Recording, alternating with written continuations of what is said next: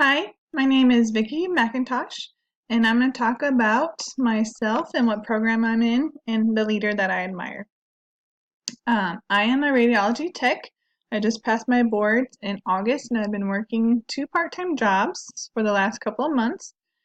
I was born in Chicago, Illinois, but grew up mostly in Papillion since I was 8. I am a mother of two amazing boys who are 6 and 8. One's in kindergarten, and the other is in second grade, and they keep me very busy. Um, I'm finishing my bachelor's this year, which is why I'm taking this particular class, and I look forward to learning about leadership and collaboration.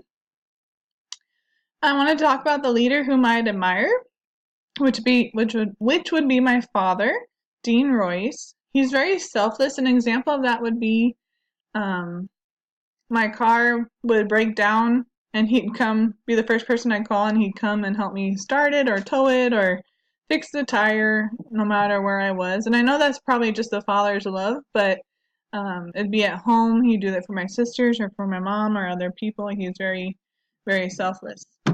Um, he's always been a provider. He's always worked hard.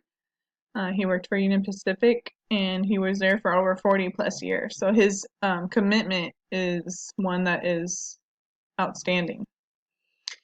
He's very kind. My dad would be willing to take me to band practice every morning at 6 in the morning on his way to work. Whatever it might be, he'd always go to my soccer games, my soccer practices. He'd make sure that we were taken care of with my two sisters. He's also very understanding, so if ever I needed money or a little short on something, he'd always be the one I would call, and he would give me advice or wisdom. And so that is some small examples of why my dad is my leader whom I admire. Thanks for listening. I'm going to sign off.